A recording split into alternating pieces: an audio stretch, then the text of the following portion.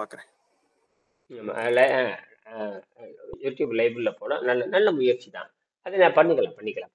இந்த இரவு 8 முன்ன வர்றப்போ அது பண்ணிக்கலாம். சரி, இப்பவே நீங்க என்ன பண்ணீங்கன்னா, இப்பவே நீங்க என்ன பண்ணீங்களா பேசலாம்.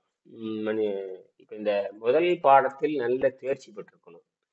அது மட்டும் முதல் பாடத்துல தேர்ச்சி பெற்றிருந்தோம்னா அனைத்திலும் தேர்ச்சி பெற்றிருக்கணும். 47 பாடத்திலும் தேர்ச்சி பெற்றிருக்கணும். உங்களை கற்பனை வளத்துல சேர்த்திருக்கணும். கற்பனை வளம்ங்கிறது இப்படித்தான் இருக்குமோ அப்படின்னு அதோட ஒப்பிட்டு பார்க்கணும். வெங்கடேசன் என்ன சொல்றாருன்னு உங்களுடைய கருத்தும் எப்பவுமே பாத்தீங்கன்னா எப்பொருள் யார் யார் கேட்கணும் உங்கள் கருத்தும் இதுல இருக்கிற கருத்தும் ஒத்து போதுன்னு பார்க்கணும். அதுக்கப்புறம் புதுசா என்ன வருதுன்னு பார்க்கணும். இப்ப யாருமே வந்து பாத்தீங்கன்னா நமக்கு வந்து வெளியே நிறைய பாடம் இருக்கு, கோடிக்கணக்கான பாடம் இருக்கு. நிறைய கருத்துக்கள் நிறைய இருக்கு. மனதை பற்றி நல்ல கருத்து இருக்குது, உடலை பற்றி கருத்து தான் நிறைய இருக்கு. இப்ப வந்து மனதை பற்றி பேசுற கருத்து வந்து இப்பதான் கொஞ்சம் கொஞ்சம் மூளையை பத்தி பேசுறானுங்க, அந்த லிங்கை பத்தி பேசுறானுங்க. அது உள்ள இருக்கிறத வந்து வெட்ட வெளிதான், உள்ள இருக்கிறது வெற்றிடம் தான் அப்படின்னு இன்னும் அவங்க பேச ஆரம்பிக்கல. ஆனால் என்ன சொல்றானுங்க தெரியுமா, நம்ம உடம்பு வந்து வெற்றிடத்தால் ஆனதுதான், அவ்வளவுதான். ஏன்னு கேட்டீங்கன்னா ஒரு எலக்ட்ரான், அந்த ஒரு எலக்ட்ரான் சொல்லக்கூடாது, அணுன்னு சொல்லலாம், அணுவால் ஆனதுதான். அணுல பாத்தீங்கன்னா 98 விழுக்காடு வெற்றிடம் தான் இருக்கிறது. இப்ப என்னுடைய உடம்பு பாத்தீங்கன்னா 58 கிலோல இருக்கு, அந்த 60 கிலோல இருக்குது அப்படின்னா என் உடம்பு பூரா வெற்றிடம் தான். இந்த ஒரு விழுக்காடு தான் என் உடம்பு மொத்த எடையே. இந்த எடை வந்து எனக்கு 68 கிலோ, இந்த 60 கிலோ காட்டுது. வெற்றிடத்துக்கு ஒரு எடை இருக்கு, ஏன்னா வெற்றிடம் தான் இருக்குது எல்லாமே. நம்ம எடைன்னு சொல்றான், அது மாதிரி தான். ஆக இது அழுத்தி புரிஞ்சோம்னா நான் வந்து தூசு மாதிரி ஆயிடும், கண்ணுக்கே தெரியாது எனக்கு அழுத்தி புரிஞ்சா.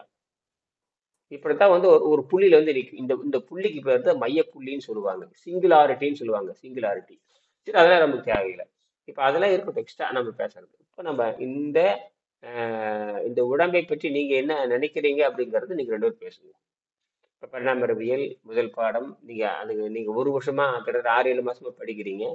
6-7 மாசம் புத்தகத்தை படிச்சிருப்பீங்க, சில நேரத்துல படிச்சிருப்பீங்க, படிக்காம இருப்பீங்க. சொல்லி சொல்லி சொல்லி சொல்லி தான் வந்திருக்கிறோம். இப்ப மொத்தத்துக்கு யாருமே அந்த நூலறிவும் கிடையாது, ஒண்ணும் கிடையாது. ஏன்னா எல்லாம் சிக்கல்ல மாட்டிக்கிறது, எதையுமே படிக்கிறது. அதாவது எனக்கு என்ன புரிஞ்சுது அப்படின்னா, இப்போ நம்ம ஒரு வாஷிங் மெஷின் யூஸ் பண்றோம் அப்படின்னா அது எப்படி யூஸ் பண்ணணும்ன்ற புக்லெட் இருக்கும். அத நம்ம படிச்சாதான் அந்த வாஷிங் மெஷினை யூஸ் பண்ண முடியும்.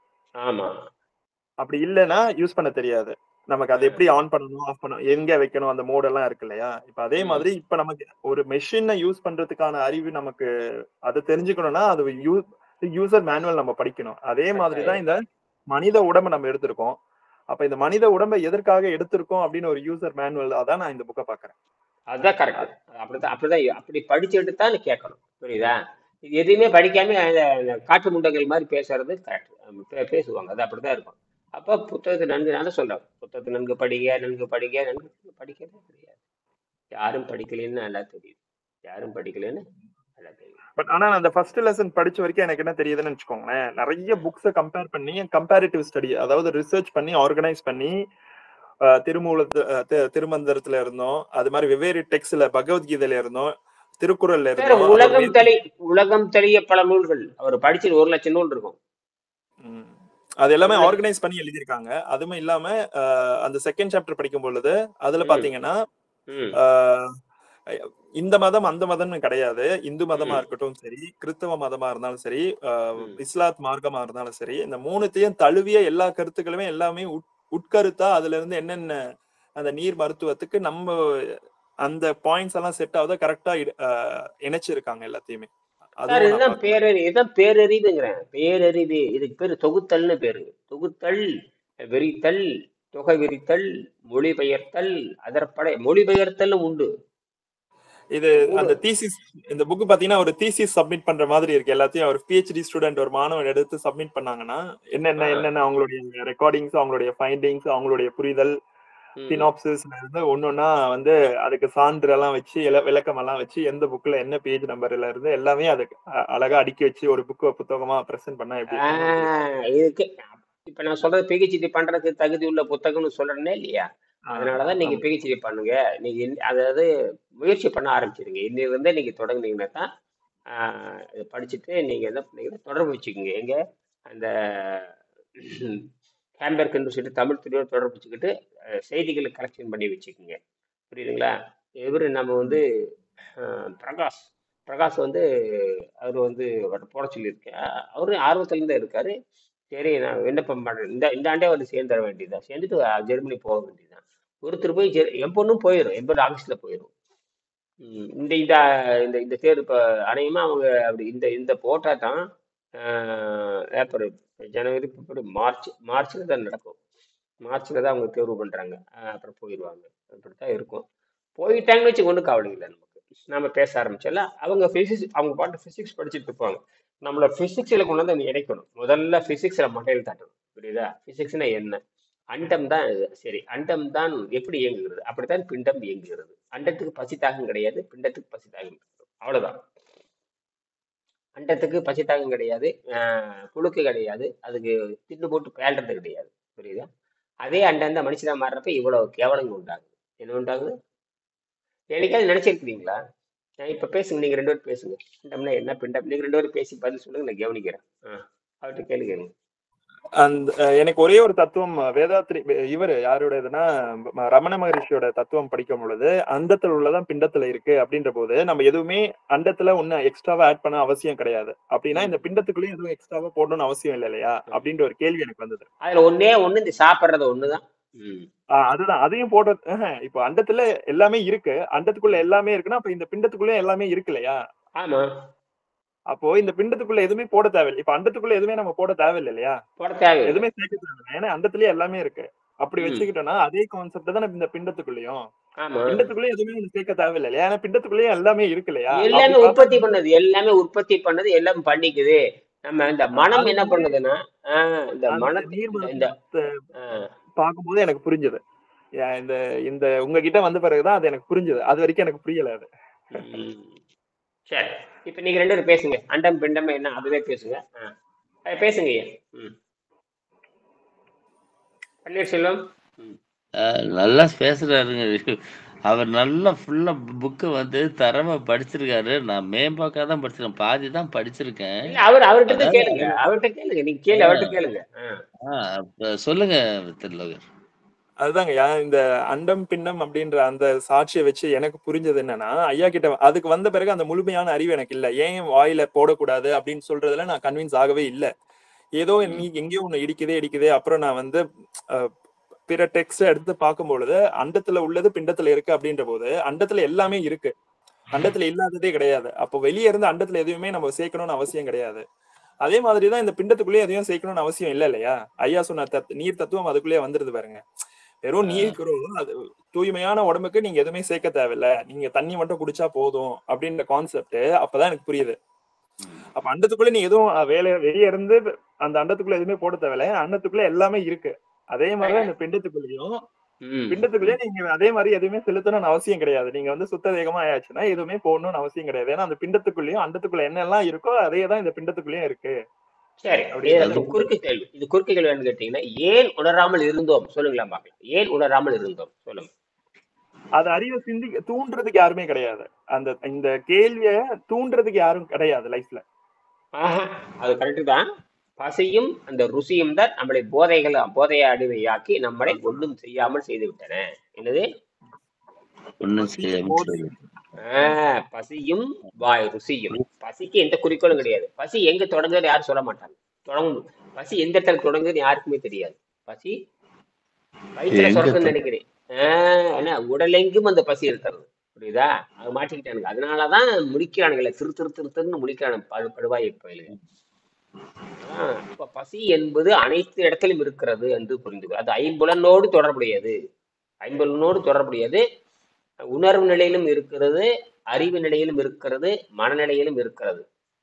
அவ்வளவு 2 தான் இருக்க முடியும். அறிவு நிலையிலும் இருக்கிறது, மனநிலையும் இருக்கிறது, அல்லது அப்பாற்பட்டும் இருக்கிறது. இதான் விஷயமே. ஆனால் நமக்கு ஏதாவது ஒண்ணு பண்ண புரியுது. இதுதான். அப்ப அந்த பசியும் ருசியும் சேர்ந்தங்காட்டிதான் நம்ம போதைக்கு அடிமையான காட்டிதான் சாவை பத்தி கவலைப்படாம போயிட்டே இருக்கிறோம். சாவை பத்தி கவலைப்படாம. ஆனா சாவு உடனே வர்றதில்ல. சாவுக்கு முன்னாடி நோவு வருகின்ற பொழுது ஐயோன்னு கத்துறோம். அது வரைக்கும் என்ன பண்றீங்க? கண்ட மாதிரி கண்டதெல்லாம் தின்னுட்டு இருக்கிறோம். 2 பேரும் பேசிக்க. இப்ப பேசுங்க. இப்ப விவாதங்களா போயிட்டு இருக்கு. இல்ல இல்ல நீங்க பேசுங்கய்யா. நாங்க எதனா ஆட் பண்ணி நீங்க சொன்ன எல்லாம் முடிச்சிட்ட பிறகு அந்த செஷன் வச்சுக்கலாம். அதுதான். இப்ப நம்ம வந்து நீ அப்படித்தான் கொண்டுட்டு போகணும். இனிமே யாராவது புதுசா வந்தா ஒதுக்கி விட்டுறலாம். நீ நேரா என்கிட்ட வாடான்றால. ஏன்னா அவனுக்கு கட்டணத்தை போட்டு பேசி விட்டுறலாம். புரியுதுங்களா? சும்மா எல்லாம் பேசிக்கிட்டே இருந்தோம்னா அவன் கெட்டே இருப்பானுங்க. நீ நேரா வா, இனியன்ட்ட வா, நான் பேசிக்கிறேன். இதுமாதிரி இப்படித்தான் பிடிக்கணும். இவனுக்கு என்ன பண்ணுன்னு கேட்டீங்கன்னா, இந்த ஒழுங்கா செய்ய மாட்டானுங்க. இப்போ காலையில கூட இந்த பேசும்போது ஒருத்தர் கூட பேசினார் இல்லையா, எங்கேயோ ஒருத்தர். நீ தனியா வாயான்ட்டு நான் அவங்க சிக்க வச்சாரு. ஏன்னா இவங்களுக்கு வந்து இந்த தைரியம் பத்தாதுங்க. அதாவது எடுத்தோடனே அது பசி கட்டுப்படி ஆகாது. எடுத்தோடனே பசி கட்டுப்படி ஆகாது. புரியுதுங்களா? அதுக்கு வந்து நீங்க அப்ப வந்து நீங்க சாதாரண சோத்தை தின்னுட்டு மறுபடியும் வந்து பயிற்சி தொடங்கணும். சோறு, கீரையோ காயோ ஏதோ ஒரு இடம் இது சாதாரண ஒரு சைவ உணவு ஏதோ ஒன்று தின்னு போட்டு பழையபடி என்ன போகணும். அதுக்கு வேர்க்கலையும் பொறிகளையும் தெரிஞ்சு போச்சு. கொஞ்சம் பொறி சாப்பிட்டாவே தெரிஞ்சு போயிடும். பொறி சாப்பிட்டு கட்டுப்படுத்தலாம். எப்போ வாயில போட்டா போதும். வாயில போட்டு தண்ணி குடிச்சு கப்புன்னு காணா போயிடாது. ஒண்ணுமே இல்லை அதுல. அப்படி கற்பனை பண்ணிக்கா ஒண்ணு கிடையாது. பொறி சாப்பிட்டு ரெண்டு மிச்சம் எடுத்து வாயில போட்டு தண்ணி குடிச்சு முடிஞ்சு போச்சு. ஏதோ ஒண்ணு வரும். அது இத்தனை திங்கோடு கணக்கு போடுறீங்க பாருங்க. அதான் பம்பு. ஆனா நிறுத்த அந்த திங்கு அதைதான் அந்த இவரு மாட்டிக்கிறாரு. யார் மாட்டிக்கிறாரு? ரவி பெருமாள் மாட்டிக்கிறாரு. ஒரு அளவு கடந்து உள்ள போயிடுறது. அதை எக்ஸலேட்டர் காலை வச்சு மாதிரி முறுக்கு 50 kilometre, 60 kilometre, 70 kilometre, 80 kilometre, 100 kilometre, 110, 120, 130 ஜொர்ன்னு போயிட்டே இருக்கு. அது மாட்டிக்கு அங்க போய் சாப்பிடிக்க அவனை போய். அதனாலதான் இழிவுன்னு சொல்றோம். உணவை உண்பது இழிவு. படிக்கணும். ஆணவத்தில் இருக்கக்கூடாது. இறங்கி வரணும். இப்பதான் எல்லாம் இறங்கி வர்றீங்க. ஆணவம் இருந்தா முடிஞ்சு போச்சு. இது வந்து என்னம்மா உயிர் மனம் எனக்கு இருக்குது, உங்களுக்கும் இருக்குது, அவ்வளவுதான். இதை பத்தி படிக்கிறேன். கூடுதலா கூகுள்ல தேடி பாக்குறேன். அது எல்லாம் உடம்போடு ஒத்து. இந்த என்ன ஆராய்ச்சி பண்ணாலும் அது உடம்புக்கு மேட்ச் ஆயிடும். இந்த அண்டத்தை ஆராய்ச்சி பண்ணா அது அண்டத்தை ஆராய்ச்சி பண்ணீங்கன்னா அப்ப தூக்கி எதுல போடுவீங்க? பிண்டத்துக்குள்ளதான் போட்டு பார்க்கணும். அதுதான் நீங்க பிசிக்ஸ் பண்ணிட்டு இருக்கிறீங்க. இந்த பிசிக்ஸ் என்ன பண்ணுதுங்கிறீங்க? சரி, இந்த அண்டத்தை கண்டுபிடிச்சது இயற்கை. பிண்டத்தை கண்டுபிடிச்சது யாரு? பிண்டத்துக்குள்ள இருக்கிறதா நம்ம அண்டத்தை கண்டுபிடிச்சது இயற்கை. பிண்டத்தை கண்டுபிடிச்சது யாரு?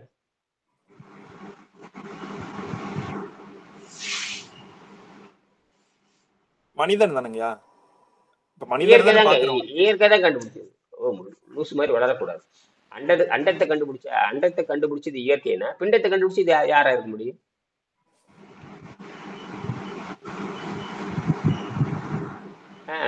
புரியுதுங்கய்யா. இதையே சொல்ல மறுக்கல. ஏன் சொல்ல வரல? அது அந்த எண்ணம் தூண்டி வரல. அந்த அளவுக்கு யோசிக்கல மைண்ட். அப்புறம் அண்டம் தான் நேரே சொன்ன. அண்டம் தான் பிண்டம்ங்கிறீங்க. அப்ப அண்டத்தை கண்டுபிடிச்சது இயற்கை என்று சொன்னால் பிண்டத்தை கண்டுபிடிச்சது யாரு? அதே இயற்கை தாங்க. அப்புறம் இதுல என்ன இருக்குது? இந்த கேள்வி ஏன் வரலன்னா அந்த அளவுக்கு நீங்க மண்டு மாதிரி போட்டிருக்கீங்க. என்னது?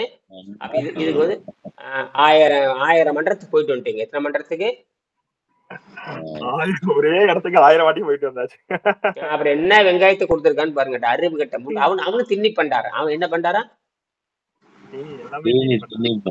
திண்ணி பண்டார்கிட்ட போய் எங்க ஞானத்தை பெற முடியும்? எவன் இங்க அதான் சொல்லிருக்கேன். எவன் எங்க சோறு போடுறான்னு அங்க போகாதீங்கன்னு நான் சொல்றேன். சோறு கொடுக்கவில்லை, போதை பொருள் கொடுக்குறான்னு அர்த்தம். சிவராத்திரின்னு சொல்லிட்டு என்னடா பண்றீங்க? பூரா சின்ன கொண்டாட்டம் தானே போடுறீங்க. வயிறு ஓய்ந்து இருக்க வேண்டும். அந்த நேரத்திலேயாவது என்ன பண்ணணும்? திங்கிறதுன்னு பிரச்சனை வந்துட்டா அது என்ன சிவராத்திரின்னு பேர் வச்சுக்கிற? மனுஷனே சிவன் தான். உடம்பு சிவன் தான் சொல்றீங்க எல்லாருமே. அது என்ன தனியா ராத்திரி வேற? எப்ப 24 மணி திருட்டு இருக்கிறதா இங்க வேலை உனக்கு? சிவராத்திரிக்கு என்ன பண்ண போறாங்க? கூத்தடிக்கிறதா என்ன வேலை? ஒரு 10 லட்சம் பேர் உட்கார வச்சுட்டு கூத்தடிச்சுட்டு ஆடிட்டு இருக்காது. வேற என்ன செய்ய போறீங்க? சிவராத்திரி இப்பதான் வந்துச்சா? அது இருக்கு 10,000 ஆண்டு இருக்குது. எடுத்தனைக்கு 10,000 சொல்லுங்க. அன்னிலிருந்து கொண்டாடிட்டு தான் இருக்கிறீங்க. ஆகாரத்தை நிறுத்தணுங்கிறதா விஷயமே. இந்த அந்த ஏகாதசி என்னக்கும் பாருங்க. அந்த ஏகாதசி அப்படியே ஏகாதசி, சஷ்டி விரதம், அமாவாசை இதெல்லாம் வந்து அன்னைக்கு வயிற்றுக்கு ஓய்வு கொடுக்க வேணும். ஓய்வா கொடுக்குறீங்க? ஆனா அறிவுகட்ட முண்டங்களா? ஓய்வாடா கொடுக்குறீங்க நீங்க? ஒரு 10 லட்சம் பேர் வச்சு கூத்தடிச்சுட்டு ஓய்வுல கொடுக்கணும். 2 நாள் ஓய்வுல நோன்பு போடுங்க. ஒரு பையில அங்க வர மாட்டான். இதை வச்சுட்டு காய் அடிக்கிறான். அப்ப அவனுக்கு அறிவியல் என்னன்னு அர்த்தம்? அவனை சுத்தி 1 லட்சம் பேர் உட்காந்துருந்தா என்ன அர்த்தம்? நீ என்ன கூட்டம் அது? தேன் பூச்சி நடுவில் உட்காந்து சுற்றி ஆடிட்டு இருக்கிற அந்த மாதிரி. ராணி தேனி பூச்சி எங்கே போகுதோ, தேன்கூட்டில் பார்த்தீங்கன்னா முக்கியமாக ராணி தேனி தான். அது எங்கே போச்சோ அது போயிடும். ராணி தேனி பிடிச்சிட்டீங்கன்னா நீங்கள் எதையும் கைது பண்ண தேவையில்லை. ராணி தேனி கைது பண்ணிட்டீங்கன்னா 1,00,000 பேர்த்து கைது பண்ண மாதிரி. எப்படி ராணி தேன் கூட இல்லை. அதை பிடிச்சிட்டு ராணி தேனி பிடிச்சிட்டீங்கன்னா அத்தனை அரெஸ்ட், அவ்வளவுதான். அதான் ராணி தேனி பிடிச்சிக்குவாங்க. அதுல பெண்ணு தான் முக்கிய பங்கு. அதுல பெண்ணு தாங்க பங்கு. பெண்ணு இல்லைன்னு உலகமே கிடையாது. பெண்ணு நாம பெண், நமக்கு ஆண் பெண் வந்தாச்சு. நமக்கு பெரும்பாலும் 100க்கு 100 ஆண் பெண் தான்.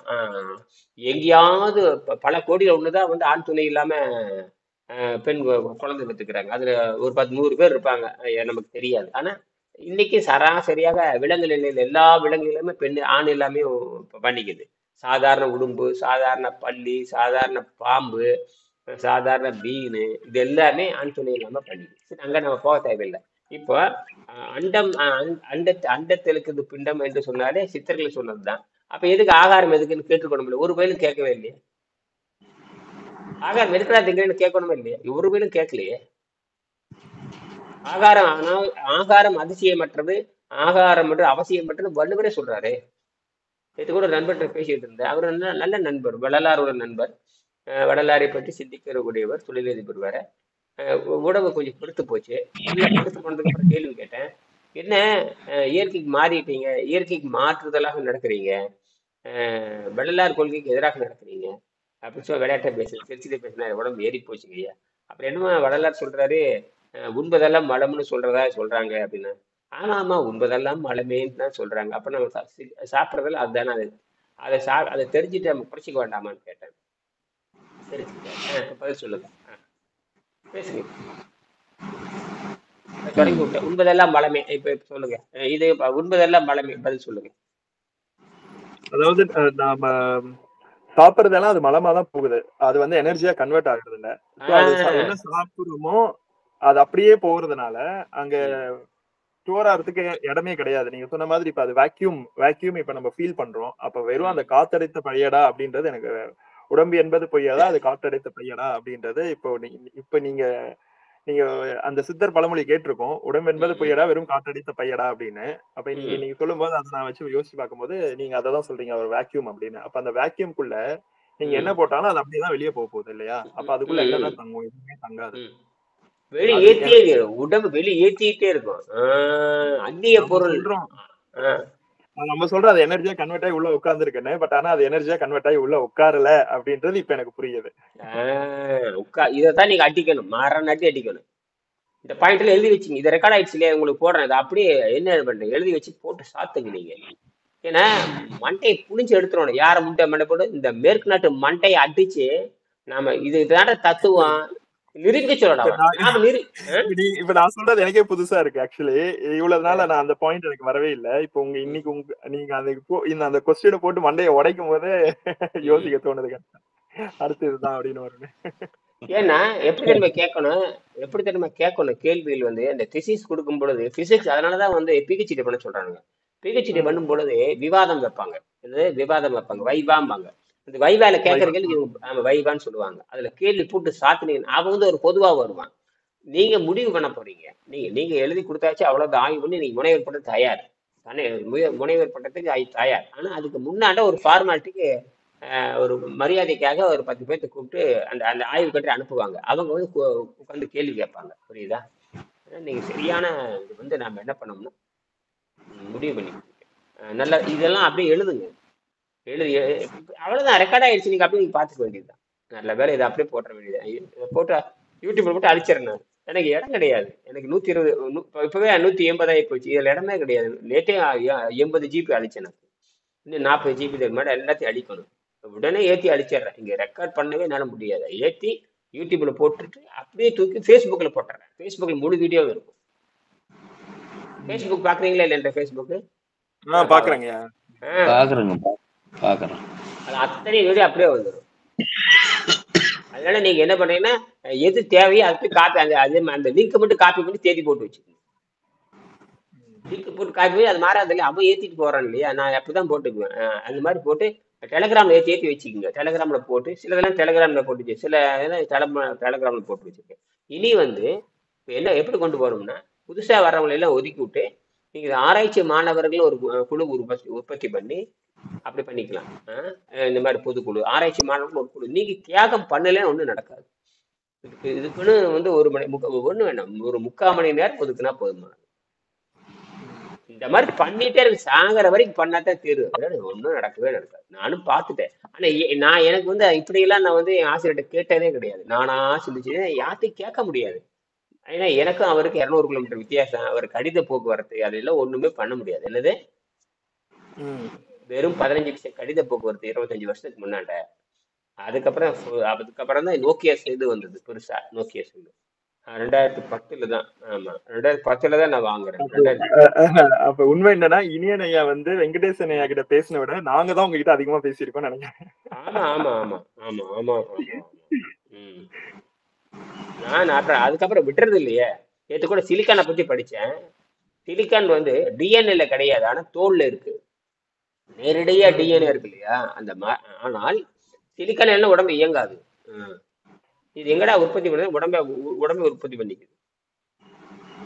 சிலிக்கான உடம்பை உற்பத்தி பண்ணிக்குது. தாவரத்துல இருக்குங்கிற என்ன தாவரத்துல அணுவாத்தான் இருக்கு. எத்தனை அணு திம்பீங்க? உடம்பே உற்பத்தி பண்ணிக்குது. இவன் உடம்பே உற்பத்தி பண்ணுதுங்கிற இப்ப அதுக்கு என்ன சொல்றாங்கன்னு ஒரு ஆன்டிபாடின்னு வச்சுக்கோங்க. நம்ம ஒரு நோய் வருதுன்னு வச்சுக்கோங்க. நோய் வந்துச்சுன்னா அது எதிர்பார்த்து உற்பத்தி பண்றது இந்த உடம்பு தான். அப்ப உற்பத்தி பண்ணிக்குதா இல்லையா?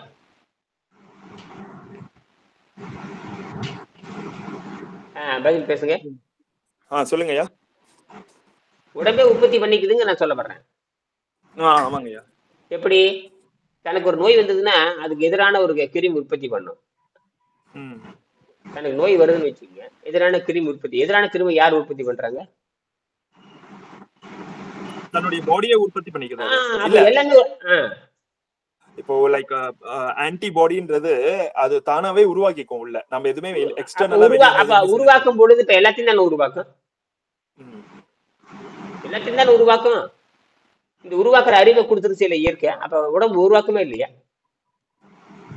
அப்புறம் அது உருவாக்கும் புரோட்டீன் உருவாக்காதா? அது உருவாக்கும் நைட்ரஜன். என்ன கேள்வி? எல்லாத்தையும் தான் அதை உருவாக்குது. உன்னை கேட்டுதான் உருவாக்கிட்டு இருக்குதான்னு கேக்குறேன். என்ன கல்வியே தப்பா இருக்குது? கல்வியே அடிப்படையில யாருமே கேள்வி கேட்காமயே அப்படியே வளர்ந்துட்டே வந்துட்டோம். அந்த பசி அப்படின்ற அந்த இதை வந்து அதை வந்து ஒரு அரசியல் வியாபாரமாக்கியாச்சு. அவ்வளவுதான். அது இருக்கட்டும், அது இருக்கட்டும். என்ன தப்பால சொல்லி கொடுக்குறீங்க? உணவு தின்பது திங்கிறத பத்தி அவன் சொந்த விஷயம் வராத. அதனால என்ன நன்மையை மட்டும் கேளு. என்னது சாவல்ல கொண்டு விடுது கரமா? எனக்கும் தெரியாது இல்ல. இப்ப இயற்கை உணவு தின்னாத்தான் என்ன அதுவும் சாவல கொண்டு விடுதா இல்லையா? அது இயற்கை உணவுக்கு பிச்சை எடுக்கிறது யாரு? இயற்கை உணவுக்காக பிச்சை எடுக்கிறது யாரு? மனிதன். நேற்று போட்டோம் கூட ஏயோ உழவிட்டு கிடைக்கிறது வெறும் தண்ணியும் கீரையும் சொல்லியாச்சு.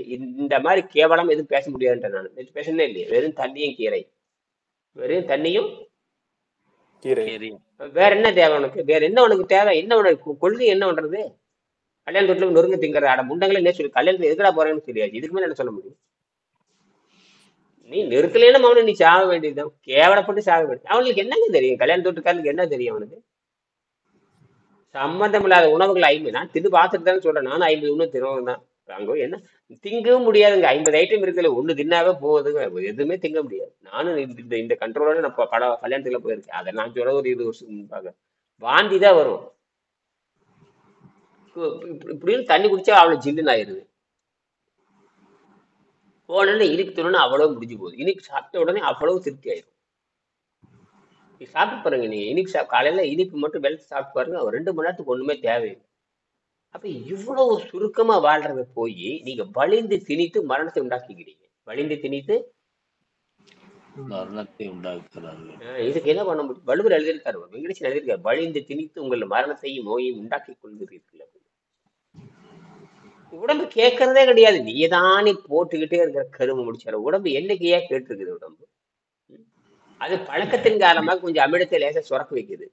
அது பழக்கத்தின் காரணம். அதுதான் 1904 நோபல் பரிசு உலக புகழ்பெற்ற நோபல் பரிசு உலக புகழ்பெற்ற நோபல் பரிசு பெற்றாரு டாக்டர் இவான் பாவ்லின், ரஷ்யா நாட்டை சேர்ந்தவர். அவர் தான் முதல் பசியில என்னன்னு ஆராய்ச்சி பண்ணாரு. இப்போ பசின்னு எங்கிருந்து ஆரம்பிப்பீங்க? வளர்ப்பு நாயில ஆரம்பிக்கிறாரு. அதான பழக்கப்பட்டது. பாருங்க, வளர்ப்பு பிராணி, வளர்ப்பு நாடு, வளர்ப்பு ஆடு மாடு, அவர் வளர்ப்பு நாயை வச்சு ஆராய்ச்சி பண்றாரு. கடைசியில பசி என்பது பழைய பழக்கம், அது வந்து அனிச்சை செயலாக வருதுங்கிறாரு. அதை அந்த அனிச்சை செயல்னு சொல்லி வாங்கிட்டாரு. அதை கட்டுப்படுத்துறது தான் நம்ம வேலை. நாம தான் நாங்க மனம், விலங்குகளுக்கு பகுத்தறிவு கிடையாது, மனம் கிடையாது. நேற்று அதை வேற போட்டுட்டு இருந்தோமே இல்லையா? அதனால சரி. வேற என்ன? மற்றும் நோய் நல்லாக்கிறது ஒண்ணும் கிடையாது இல்லை. வெறும் பசி, தண்ணியும் கீரையும் சாப்பிட்டு சரியா போகுது. தண்ணி கீரை, வேற என்ன, காய், அது ஒண்ணு. தண்ணி கீரை காய் இது சாப்பிட்டா அப்படியே கரைஞ்சு கரைஞ்சு அந்த கொழுப்பு தான் வெளியே போகுது. கொழுப்பு போச்சுன்னு சரியா போயிடும். அவர் அந்த இவருக்கு அந்த கொழுப்புன்னு கரையும் யாருக்கு?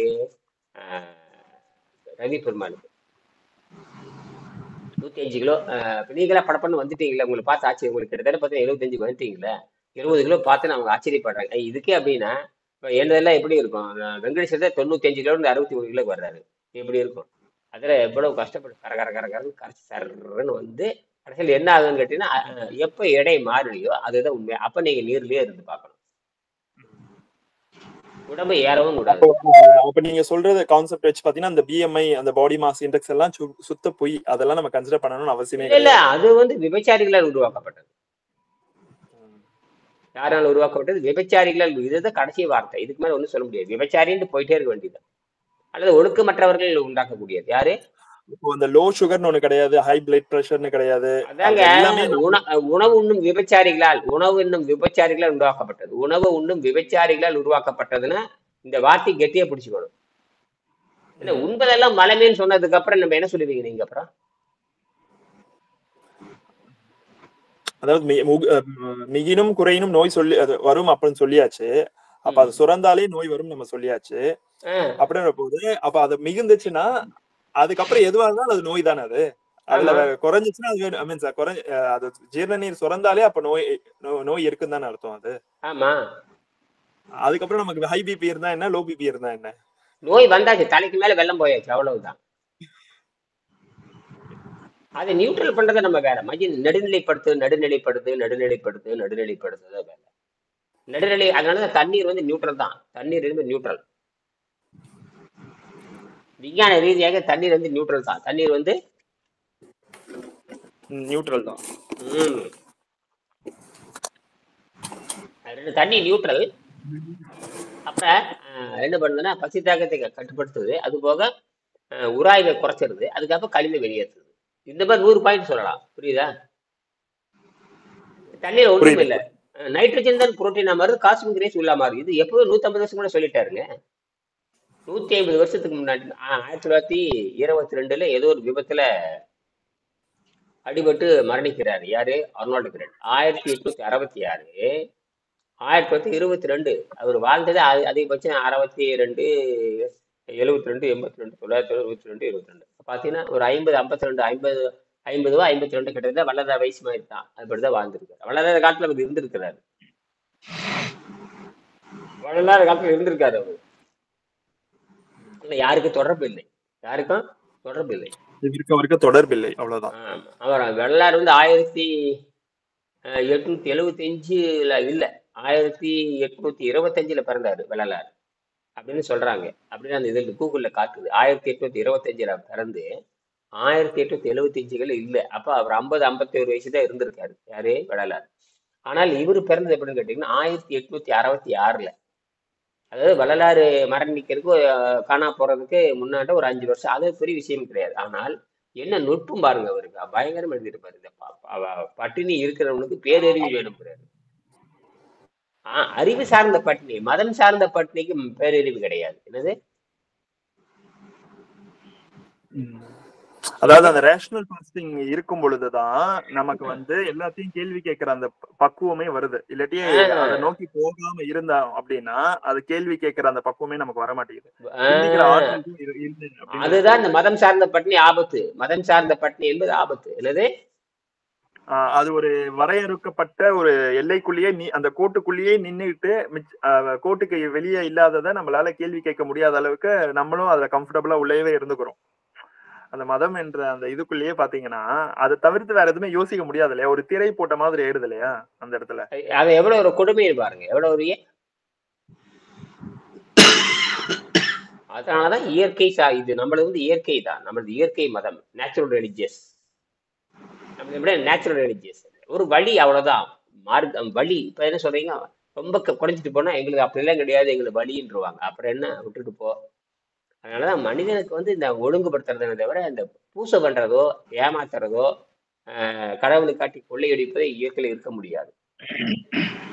இன்னாருக்கு தான் கடவுள் உண்டு, இன்னாருக்கு தான் கடவுள் இல்லை, அதெல்லாம் கிடையவே கிடையாது. அதனாலதான் சொல்றேன், உள்ளம் பெருங்கோயில் அப்படி நேரம் இங்க வந்துடணும். உலகத்துக்கு சொல்லிக் கொடுத்தவங்க தமிழர்கள் தான், அது என்னும் கிடையாது. அதனால இது தமிழ் கலாச்சாரம் வந்தே தீரும். ஆனால் மொழியெல்லாம் வந்து ரொம்ப தேவையில்லை, 2 மொழி தான். ஒரு குழந்தைக்கு தாய்மொழி, அப்புறம் 2வது மொழி வந்து தமிழ் மொழி. அதான், இந்த 2 மொழி இருந்தால் போதுமானது. சமஸ்கிருதம் வந்து சப்தத்துக்காக மட்டும்தான், அந்த மூக்கொழிக்காக, இந்த ஷாஜாக, அவ்வளவுதான். இது இருந்தால் தான் வந்து பெருகிட்டே போகும். நீ தமிழ் வளர ஆரம்பிச்சிடும். எல்லாரும் நீங்க படிச்சு நீங்க பிரிச்சுட்டு பண்ணுகின்ற பொழுது வந்து சரியா. அடுத்தது பன்னீர்செல்வம் நிறைவு செஞ்சுக்கணும். ஒரு 5 நிமிஷம் பேசி நிறைவு செஞ்சுக்கலாம். சரிங்க. இல்லை நீங்க சொல்லும் போது பார்த்தீங்கன்னு சொன்னா, அதாவது இயற்கையினுடைய ஒரு இயற்கைங்கிறது என்னன்னு சொல்லி சொன்னா, ஏற்கனவே என்றும் அழிவில்லாது, தோற்றம் இல்லாதது, மறைவும் இல்லாது இயற்கை என்பது. அதனுடைய ஃப்ராக்ஷன் தான், அதனுடைய ஒரு துகள் தான், துகளினுடைய பெருக்கம் தான் வந்து நம்முடைய இந்த அனைத்து ஜீவராசி. ஆமா ஆமா, அருமை அருமை அருமை, நல்ல தெளிவு. அனைத்து ஜீவராசிகளுமே வந்து இயற்கையினுடைய ஃப்ராக்ஷன் தான். ஆமா, ஒரு சிறு பகுதிங்க. சோ அந்த சிறு பகுதி வந்து என்னதுன்னு சொன்னா, இப்ப எல்லா ஜீவராசிகளுமே வந்து பார்த்தோம்னா அந்த அதாவது இயக்கமற்ற இந்த இயற்கையிலிருந்து இயக்கமுள்ள ஒரு துகள் வரும்போது தன்னுடைய இருப்பு நிலையை பெருக்கிக் கொள்வதற்கு இந்த உடலையும் எல்லா பருப்பொருள்களையும் உற்பத்தி பண்ணுது. உற்பத்தி பண்ணுதுன்னா வளர்க்குது. அந்த வளர்த்த ஒரு தனி அந்த இயற்கையில இருக்க இதுவும் வந்து இயற்கையினுடைய ஒரு இதுதான். இது என்ன ஆகுது, தன்னுடைய இருப்பு நிலையை வந்து பெருக்கிக் கொள்வதற்கு தன்னை சுற்றிலும் பல அணுக்களை வந்து ஒண்ணு சேர்த்திக்குது. ஒண்ணு சேர்த்தும் போது நமக்கு இந்த உருவமா நமக்கு இது தெரியுது. ஆனா இது வந்து பாத்தீங்கன்னு சொன்னா, இதுக்குன்னு சொல்லி ஒவ்வொரு விஷயத்துக்குமே வந்து அந்த இயற்கையோட தனிச்சு நிக்கிறதுக்காக வேண்டி இயற்கையே வந்து என்ன பண்ணுதுன்னா புலன்களை உற்பத்தி பண்ணிருது. அந்த புலன்கள் வந்து இருக்கும்போது அந்த புலன்வெளி செயல்பாட்டின் போது பாத்தீங்கன்னாக்க இது தனியா வந்து நாம பெரிய பிரபஞ்சத்தினுடைய ஒரு ஃபிராக்ஷன்ஸ் இது மறந்து போயிடுது. மறந்து போறதுனால வந்து இதுக்கு வந்து நாம தனி ஆளு அப்படிங்கிறதுனால அந்த ஒரு மெய்மறந்து இருக்கிறதுனாலதான் புலன்வெளி செயல்பாடு இருக்கிறதுனாலதான் வந்து இது தனிச்சு நின்றுட்டு இது திங்கணும் அது திங்கணும் அப்படி பண்ணும் இப்படி பண்ணணும்னு சொல்லி இது வந்து நினைச்சுக்குதுங்க. அதை நிறுத்தும் போது பாத்தீங்கன்னா இது வந்து அதோட ஒன்றி போகும்போது அது எதுவும் வேறுபட்டு இல்லாம எல்லாம் ஒண்ணா அந்த நிலை வரும்போதுதான் நம்மளால வந்து அந்த இதுக்கு வந்து நம்மளால உயர்ந்து நிக்க முடியுங்க. இது காரணம் என்னன்னா, இது இவ்வளவு திங்கணும் அப்படின்னு சொல்றது எல்லாமே வந்து பார்த்தோன்னா, நம்மள அது அந்த புலன்வெளி செயல்பாடு இருக்கிறதுனால தான் நமக்கு இது வந்து தெரியறதில்ல. இந்த புலன்வெளி செயல்பாடு எப்பன்னு சொல்லி நிறுத்தணும்னு சொல்லி சொன்னா, நீங்க தன்னைத்தான் உணரணும். இதெல்லாம் நமக்கு தேவையா? அப்படின்னு சொல்லி கொஞ்சம் அந்த எண்ணத்தினுடைய ஓட்டத்தை நிறுத்தி சுய சிந்தனை இருக்கும்போது மட்டும்தான் வந்து நாம் அதை உணர்ந்து நமக்கு வந்து இந்த பசி எல்லாம் தேவையற்றது. அதாவது எதுவுமே வந்து எந்த உணர்வுமே சிறிது நேரம் தான் இருக்குங்க. நீங்க வந்து வலியா இருந்தாலும் சரி, பசியா இருந்தாலும் சரி, காமமா இருந்தாலும் சரி, எந்த விதமான விஷயமா இருந்தாலும் சிறிது நேரம் இருக்கும். அந்த சிறிது நேரத்துக்குள்ளார நீங்க தாண்டிட்டீங்கன்னு சொன்னா அது சமநிலைக்கு வந்துரும். சமநிலைக்கு வந்துச்சுன்னு சொன்னா உங்களுக்கு அது தேவைப்படாது. ஈவன் இந்த தாகமே கூட வந்து பாத்தீங்கன்னு சொன்னா நீங்க சாப்பிடணுங்கிறதுலாம் வந்து அந்த சிறிது நேரத்துக்கு தான். கொஞ்ச நேரம் விட்டு பாருங்க, அந்த தாகம் உங்களுக்கு காணாது போயிடும். நாம அந்த அதே மாதிரி தான் இந்த நோய்களும் சரி. அது வந்து பாத்தீங்கன்னா அந்த நோய்களுக்கும் நீங்க அந்த வலிகளுக்கும் அந்த அரிப்பும் இந்த மாதிரியான ஒரு தொந்தரவுகளுக்கு நீங்க அதை உற்று கவனிச்சீங்கன்னா ஆட்டோமேட்டிக்கா மறைஞ்சு போயிடுங்க. அதுக்குள்ளாரே நம்ம என்ன பண்றோம், அந்த டாக்டர்கிட்ட ஓடுறோம், அங்க போடுறோம், அதை தூக்கி போடுறோம், இது தூக்கி போடுறோம். அப்பங்கிறப்ப நாம அதுக்குள்ளார மாட்டிக்கிறோம். நாம உணர்றது இல்ல. அந்த உணர்வு சரி, கரெக்டா. இது எங்க சிக்கல் வருதுன்னா, நோயே குணமாக்க முடியாதவங்கிட்ட போய் நோயை குணமாக்க முயற்சி பண்றோம். அதுதான் மிகப்பெரிய கொடுமை. அதுதான் பிரச்சனையே. அதுதான் பிரச்சனை. அதனால நாம வந்து அதுல போய் மாட்டிக்கிறோம். இது வந்து பார்த்தோம்னாக்க மனிதனுடைய தவறுன்னு சொல்றதா அல்லது வந்து அறியாமைன்னு சொல்றதா? இது வந்து ஒரு அறியாமை தாங்க. இது வந்து பார்த்தீங்கன்னு சொன்னாங்க, இது வந்து ஒரு அறியாமை தான ஒழிய, நாம வந்து அ இந்த சிந்திக்கக்கூடிய திறனும், அதற்கான மனோபாவமும் எல்லாத்துக்கும் வராது. காரணம் என்னன்னாக்கா, இந்த உணவு நீங்க சொல்ற மாதிரி உணவை போடும்போது உணர்வுகள் எல்லாம் மறைஞ்சு போயிடுது. அந்த உணர்வுகள் வந்து வெளிப்படுவதற்கு இந்த உணவை நிறுத்தினா தான் அந்த உணர்வு வெளிப்படும். அந்த உணர்வு வெளிப்பட்டா தான் இந்த நம்ம இயற்கையோட இயற்கையா நம்மளால வந்து மெர்ஜ் ஆக முடியும். இல்லன்னு சொன்னாக்க மெர்ஜ் ஆகுறதுக்கு வாய்ப்பே கிடையாது. இது வந்து என்னன்னு சொன்னாக்க, உங்க மாதிரியான சுய சிந்தனை மேலீட்டுனால உயர்ந்து நிக்கக்கூடிய மனிதர்களுடைய உ உறவு இருந்துனாக்க மட்டும்தாங்க நம்ம வந்து இது எல்லாரும் அந்த நினைவுக்கு வர முடியும். அந்த நினைவுக்கு வர்றதுக்கு வந்து உங்க மாதிரியான ஒரு உணர்வு உள்ள மனிதர்களுடைய தொடர்பு வேணும். இல்லன்னு சொன்னாக்க கிடைக்காது. அது ஒரு எப்ப கரெக்ட் தான். அதுதான். ஆமா. எப்ப பார்த்தாலும் அந்த திங்கிறது, இலவு, கருமாதிய பேசி, பேசி, ஆ பேசி, பேசி, இது பேசி. வந்து இதுல மாட்டிட்டு இருக்கிற வரைக்கும் எதுவுமே சிந்தனைக்கு வராதுங்க. அதனால வந்து இது வந்து அவர்களுடைய தவறுன்னும் நம்மளால சொல்ல முடியாது. அதே மாதிரி வந்து ரைட்டுன்னு ஏத்துக்க முடியாது. அது வந்து சுய சிந்தனை வேணுங்க கொஞ்சம். ஒரு வழிமுறை இருக்குதுன்னு சொன்னா, அந்த வழிமுறை மூலியமா இந்த நிலையை அடைய முடியும் அப்படிங்கிற எண்ணம் வேணும். இப்ப நான் கூட இப்ப நீங்க சொல்லக்கூடிய இந்த விஷயத்த வந்து எத்தனையோ பேத்துக்கு சொல்லியிருக்கேன். ஆமா. ஆனா உங்களுடைய வீடியோ ஒரு சில இதெல்லாம் வந்து அ WhatsAppல அனுப்பியிருக்கிறேன். யாரும் எதையும் பார்க்கல. ம். நான் வந்து ஏன்னா, இது வந்து பார்த்தீங்கன்னாக்கா, அந்த ஆர்வம் இப்ப இது வந்து பார்த்தீங்கன்னா, என்னுடைய நண்பர் மூலியமா தான் உங்களுடைய தகவல் எனக்கு கிடைச்சது. கிடைச்ச ம். உடனே எனக்கு இதுல ஆர்வம் இருக்கிறதுனால உங்கள தொடர்பு கொண்டேன். ஆமாமா. இல்ல இல்லன்னு முடியாது. இல்லன்னு ஆர்வம் முடியாது. இல்லன்னு சொன்னேன்னாக்க, உங்கள தொடர்பு கொண்டிருக்க மாட்டேன். எனக்கு இந்த விஷய ஞானம் எனக்கு கிடைச்சிருக்காதுங்க. ஏன்னா, ம். இதுல நானு பார்த்தீங்கன்னா, இந்த ஆன்மீகத்திலயும், அதுலயும் இதுலயும் கொஞ்சம் அட்டாச்மென்ட் இருக்கிறதுனால வந்து, சரி இந்த மாரி மரணமில்லா பெருவாழ்வு, இது வள்ளலரும் சொல்லியிருக்காரு, எல்லாரும் சொல்லியிருக்காங்க. இயற்கையில வந்து இப்ப நீங்க செயல்பாட்டுல நீங்க வந்து இருக்கிறீங்கங்கிறது ஒரு தகவல் வந்து ஒரு நண்பர் மூலியமா எனக்கு கிடைச்சது.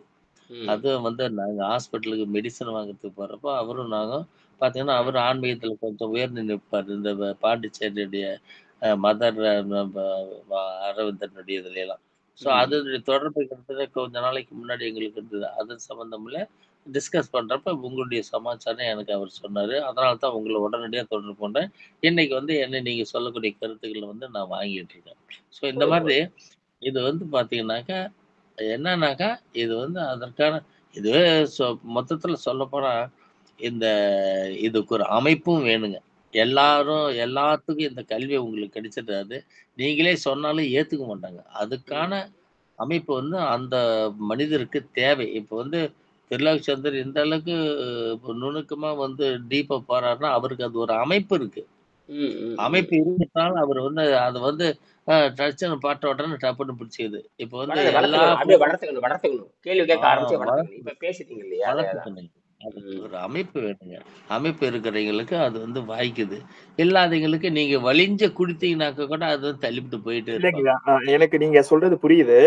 எங்க மிஸ் ஆகுது அப்படின்னு பார்த்தீங்கன்னு வச்சுக்கோங்களேன், இப்போ நம்ம அந்த உள்ளுலகத்துல போறதெல்லாம் நம்மளால மெஷர் பண்ண முடியாது. அதனால அது ஒரு கட்டத்துக்கு அதுக்கப்புறம் பார்த்தீங்கன்னா, கற்பனை உலகத்துக்கு நம்ம டிராவல் பண்ண ஆரம்பிச்சுடுறோம். ஆனா, இப்ப இந்த நீர் பயிற்சி எனக்கு என்ன ரொம்ப ரொம்ப பிடிச்சதுன்னா, அதற்கான அளவுகோல் இருக்கு. இப்ப பார்த்தீங்கன்னா, நடுநிலை வேகம்னு ஒண்ணு இருக்கு. அத நம்ம எட்டி பிடிக்கும் பொழுது, வேற மத்த எதுவுமே நம்ம கான்சன்ட்ரேட் பண்ணணும்னு அவசியம் இல்ல. அதுதான் எனக்கு ஆ. இதுல ரொம்ப ரொம்ப பிடிச்சது. மிச்சது ம். எல்லாமே பாத்தீங்கன்னா, அந்த அளவுகோல் கிடையாது. அந்த ஸ்கேல் கிடையாது. நம்ம போற டைரக்ஷன் கரெக்ட்டா தப்பான்னு நமக்கு தெரியாது. உலகத்துல நம்ம பாட்டுக்கிட்டு போயிட்டே இருப்போம். அது எங்க போகுது, லெஃப்ட் போதா, ரைட் போதா, அப் போதா, டவுன் போதா, எங்க போறோம்ன்னு உங்களுக்கும் தெரியாது, எனக்கும் தெரியாது. ம். ம். ம். நம்ம போற பாதை சரியா, தவறான்னு. ஆனா இதுக்கு வழிகாட்டுறதுக்குன்னு சொல்றதுக்கு இருக்காங்க. ஆனா அதே டைம்ல எது சரியான அளவுகோல், அந்த அளவுகோல் நமக்கு இருக்கு பாத்தீங்களா? நடுநிலை வேகம்னு சொல்றாங்க இல்லையா? விஷம சாந்தின்னு ஒண்ணு நடக்குது இல்லையா? அப்போ ம். அதன்படி நம்ம அந்த கூற்றின்படி நம்ம டிராவல் பண்ணும் பொழுது, நம்ம எங்க சரி செய்றோம், எங்க தவறு செய்றோம், இந்த உணவுல நம்ம கான்சன்ட்ரேட் பண்ணியாச்சு அப்படின்னா, இந்த உள்ளுலக ஆராய்ச்சிலாம் அதெல்லாம் ஆட்டோமேட்டிக்காவே நடக்கும். அதெல்லாம் சைடு எஃபெக்ட்டா ஆட்டோமேட்டிக்காவே நடக்கும். அத பத்தி நம்ம கவலைப்பட தேவையில்லன்றது எனக்கு தெரிஞ்சிருச்சு. அந்த ஆ. ஃபோட்டான் சொல்றாங்க நேத்து பாத்தீங்களா? கூட ஒருத்தர் கேட்டார்ல, என்னன்னா, அந்த நடுநிலை தேகம் வரணும். கரைஞ்சிட்டே போய் அது அந்த அது நடுநிலை தேகம் வரைக்கும் வந்து நீங்க தான் கண்டுபிடிக்கணும். அதுதான், அதுதான், அதுதான், அதுதான். அது வரைக்கும் நம்ம டிராவல் எல்லாருமே பண்ணணும். அது வரைக்கும் நீங்க இது கூட பேசலாம். இப்ப காலையில 6 மணி வகுப்ப வந்து நடுநிலை பெற்ற தேகம் தான் இது அளவுகோல். இந்த நடுநிலை தேகம் வந்து எப்பவுமே ஏறாது, இறங்காது. அந்த இறங்காது அப்படிங்கிறத இந்த பாயிண்ட் தாங்க இந்த ஏன்னா உள்ளுலகத்துல நம்ம தேவையான அளவுக்கு ஆன்மீக சிந்தனை நம்ம தமிழர்கிட்ட நிறைய இருக்கு, தேவையான அளவுக்கு அதிகமாவே இருக்கு. பட் ஆனா அதிகமாவே அதை வைத்து எப்படி இந்த உடம்பை அடுத்த நிலைக்கு கொண்டு போகணும்ன்ற அறிவு இல்ல. இப்ப அந்த அறிவு நமக்கு அவைலபிளா இருக்கு, அதை பயன்படுத்திக்கணும் அப்படின்றதுதான் என்னுடைய தாழ்மையான ஒரு வேண்டுகோளா நான் முன்வைக்கிறது. இதன் மூலியம் பாக்குற நண்பர்களுக்கும் அதுதான் சொல்ல வருவேன். ஏன்னா நமக்கு தேவையான இன்ஃபர்மேஷன்ஸ் இருக்கு, அது தலைக்கு மேல போனதுனால பாத்தீங்கன்னா அதுக்கப்புறம் திகட்ட ஆரம்பிக்குது. நம்மளுடைய அனுபவமா எதுவுமே இல்லாத வெறும் நம்மளுடைய மைண்ட் வைஸே நம்ம டிராவல் பண்ணி போயிட்டு இருக்கோம் இல்லையா, அதை புடிச்சு நிக்க வச்சு நம்மளோட அனுபவத்தை இன்னொருத்தருக்கு சொல்ல முடியல. அப்ப அந்த உடலை சுத்தம் செய்கின்ற பொழுது உடம்பை இழைக்காத தேகம் இருக்கு பார்த்தீங்களா, அந்த நடுநிலை தேகம், அதுதான் பாயிண்ட். அது பூச்சியம்னு வச்சுக்கோங்க, அது பூச்சியம். அப்ப நம்ம பூச்சியத்துல நிக்கணும்.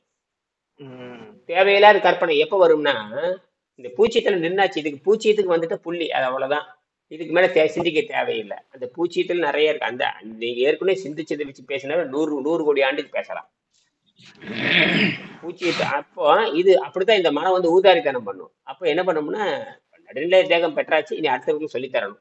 அதாவது இதுக்கு மேல இழைக்காது, அது நடுநிலை நியூட்ரல் ஆயிடுச்சு. அது நியூட்ரலை வச்சுதான் நீங்க பேசணும். நியூட்ரல்ங்கிறது ஒரு நடுநிலை, அவ்வளவுதான். அதை வச்சு நீங்க பேசிட்டே போனோம்னா ஆரோக்கியம் சிறந்த மருத்துவரா இருக்கலாம். நீங்க பேசி பாருங்க, வந்துருவாங்க. ஏன்னா பிலாசபிங்கிறது சிலர் தான் ஏற்றுக்கொள்வாங்க. பிஹெச்டி பண்றான் அப்படின்னா, பிஹெச்டி முனைவர் பட்டம் பண்றான்னா எல்லாரும் அந்த பேப்பர் படிப்பாங்களே தவிர, இப்ப உதாரணம் செய்தித்தாள் படிக்கிறதுக்கும் ஆராய்ச்சியாளருக்கும் வித்தியாசம் இருக்கு இல்லையா? செய்தித்தாள் ஆராய்ச்சியாளர்கள் பண்ணணும்னா செய்தியில வெளியே வருது, ஆனா செய்தி படிக்கிறவங்க உணர்ச்சி வசப்பட்டு போயிடுவான். சிலர் தான் இந்த ஆராய்ச்சி பண்ணுவாங்க. சிலர் தான் சிதல் அதன் செவ்விதின் தலைப்படுவர் எழுதுவாரு. சிலர் அதன் செவ்விதின் தலைப்படுவர் வள்ளுவர் இடத்துல எழுதுவாரு.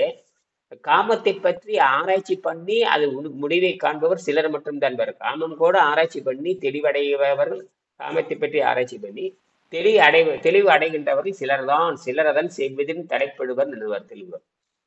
காமத்தை பத்தி எழுதுவார். காமமே எப்படின்னு கேட்டீங்கன்னா, மலரினும் மெல்லியது காமம் பார். காமம் என்பது மலரை விட மென்மையானது பார். காமம் என்பது இன்னைக்கு கொடூரமெல்லாம் நடக்குது. காமம் வைரஸ் கொடூரமான வேலை பண்ணும் இல்லையா? வைரஸ் என்ன பண்ணுது, வைரஸ் உள்ள பூந்துட்டு கொடூரமா சாவு வருது தெரியுங்களா? வைரஸ் உள்ள பூந்துருச்சுன்னா, வைரஸ் தான் நம்ம உடம்புல இருக்குது, அந்த வைரஸுக்கு வீரியம் அதிகமாடுச்சுன்னா, தீமை வைரஸ் அதிகமான உடம்பு என்ன, வைரஸோட வீரியம் அதிகமான மனிதன் என்ன பண்ணும், கொண்டு போட்டுரும். என்ன வேணாலும் பண்ணும். சில சினிமாலாம் பாத்தீங்கன்னா கற்பனை சினிமா நிறைய வரும். பேய் மாதிரி மாறுறது, கடிக்கிறது, அவன் கடிச்சான இன்னொருத்தருக்கு நோய் பரவுறது, இதெல்லாம் அதுதான். அது கூட ஒரு படம் பார்த்தேன், அது என்ன படமே தெரியல. பார்த்தா ஒரு வைரஸ் மாதிரி மாறும், கண்ணெல்லாம் நிறம் மாறி அடுத்த போய் கடிப்பான். அது அப்பயே அவனுக்கு கிருமி மாதிரி போயிட்டே இருக்கான், அவனை போய் கடிப்பான். இது மாதிரிலாம் வைரஸ் மாதிரியே தான் அவன் எடுத்திருக்காங்க அதெல்லாம். அப்ப அந்த வைரஸ் உள்ள பூந்துட்ட என்ன பண்ணுதுன்னு கேட்டீங்கன்னா, மனிதனை கொலைகாரனா மாத்துது. அதெல்லாம் பாத்தீங்கன்னா சைவ பிராணிகள் சாப்பிட்றதுக்கு வைரஸோட வீரியம் கம்மியா இருக்கும். அசைவம் சாப்பிட்றவங்களுக்கு பாத்தீங்கன்னா வைரஸோட வீரியம் அதிகமா இருக்கும், கொடூர வைரஸா இருக்கும். அதனால சொல்லுங்க, வைரஸ் அதாவது யாருக்கு வீரியம் அதிகமா இருக்கும்? கொடூர எண்ணங்கள், அதாவது இந்த வைரஸ். நான்வெஜ் சாப்பிட்றவங்களுக்கு வைரஸோட வீரியம் அதிகமா இருக்கும்.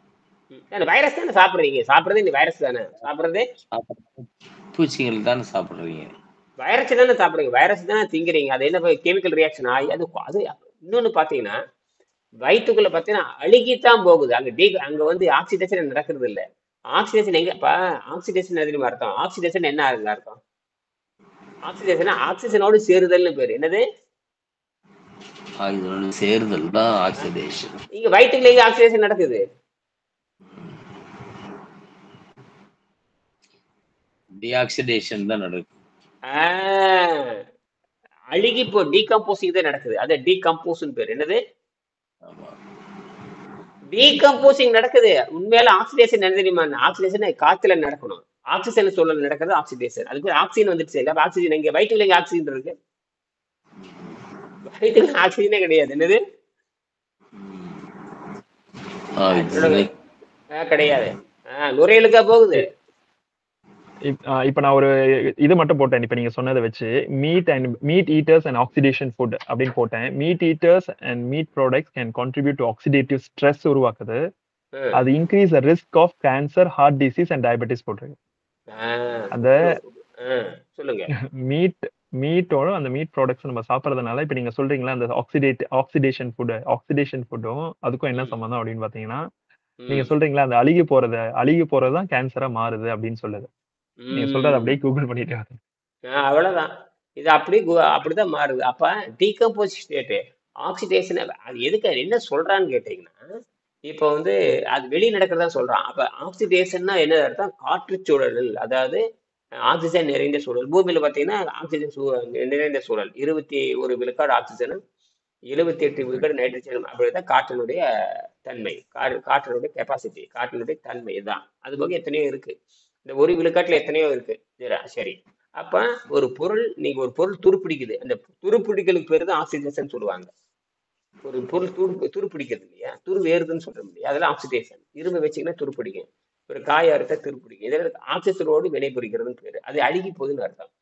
வயிற்றுக்குள்ள என்ன பண்ணுன்னு கேட்டீங்கன்னா, நம்ம வந்து கீரை காய்கறி கொடுக்குறப்ப என்னன்னு கேட்டீங்கன்னா, அந்த ஆக்சிடேஷனுடைய அந்த அழுகல் தன்மையை குறைச்சு இது தங்கிட்ட இருக்கிற எலக்ட்ரானை லாஸ் பண்ணி சுத்தம் பண்ற வேலையை பண்ணுது. எது? கீரை காய்கறிகள். ஏன்னா வந்து உங்களுக்கு அழுகும் தன்மை குறையுது. கீரையில வந்து அழுகும் தன்மை குறைவு. அழுகும் தன்மை குறைவு. காய்கறி வந்து அழுகும் தன்மை குறைவு. அது இந்த மற்ற சாதாரண உணவு இருக்கு பத்தியா, அழுகும் தன்மை அதிகம். அழுகும் தன்மை அதிகம். அவ்வளவுதான் விஷயமே. ஆக அந்த வேகத்தை குறைச்சு கொடூர தன்மையை குறைக்கிறதா இந்த கீரை காய்கறி வேலை. தண்ணீர் வந்து கொடூர தன்மை குறைச்சு அமைதிப்படுத்தி வெளிக்கொண்டு வந்துடுது. இதான் விஷயம். இவனுக்கு இந்த திருப்தி கொடுக்கறதுக்கு தான் வயிறு நிறைய சாப்பிட்டு வெளிக்கு போக சொல்லி நம்ம இந்த பயிற்சி கொடுக்குறோம். சரிங்களா? வீட்டு நம்ம அடுத்து பேசுவோம். சரி, நன்றி. ஓகேங்க.